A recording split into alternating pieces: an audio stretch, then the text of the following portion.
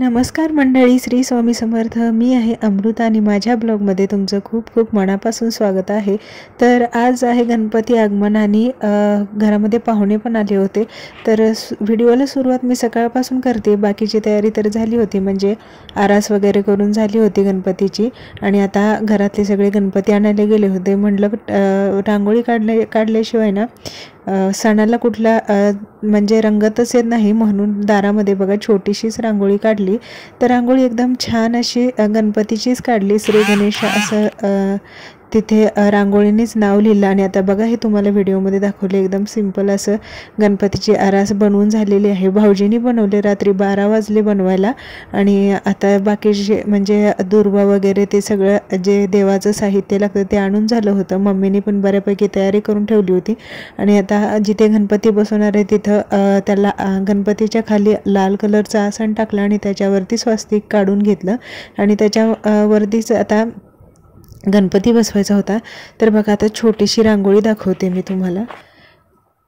जास्वंदीचं फूल आणि गणपतीची सोंड आणि थोडक्यात मुकुट असतो ना, तशीच मी थोडक्यात थोडीशीच रांगोळी काढून घेतली. जास्त मोठी काढायची आवड आहे, म्हणजे काढता पण येते, पण घरामध्ये लहान मुलं आहेत ते अजिबात ठेवणारच नाही. आणि खरं ठेवलीच नाही.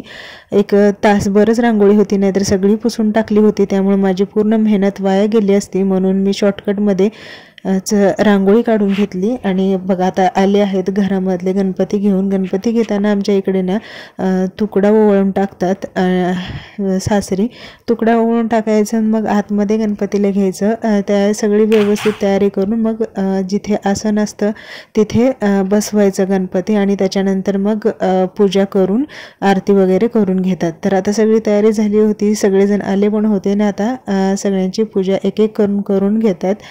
तर जे फुलं हार हे आणले होते ना ते पण घालून घ्यायचे. जानवं पण असतं ना, ते जानवं सोडवून ते गणपतीला घालायचं.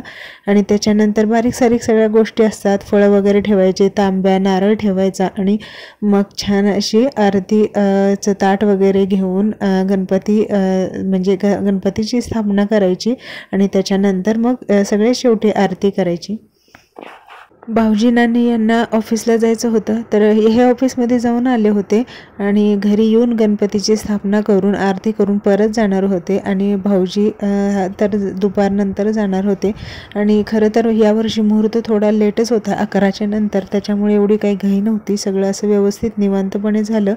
आणि आता आमच्या इकडे म्हणजे सगळीकडेच बऱ्यापैकी आणताना गणपतीचं तोंड झाकून आणलं जातं. आणि चला आता थोडीशी आरती घेऊ.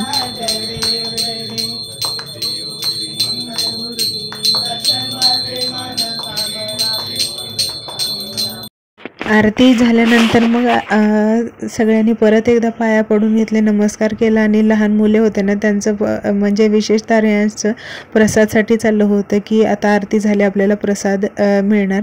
तर बघा इथे मी सगळ्यांना म्हणजे देवाची पूजा केली. आणि त्याच्यानंतर मग सगळ्यांना हळदी कुंकू लावून घेतलं. दीदींनी सगळ्यांना जे जेंट्स आहेत त्यांना नाम मोडून घेतले. आणि त्याच्यानंतर मग प्रसाद वगैरे वाटून घेतला. तर अशा प्रकारे आमच्या इकडे साधं सिंपल असं गणेशोत्सव साजरा झाला. हा व्हिडिओ कसा वाटला मला नक्की कमेंट करून सांगा. बाय.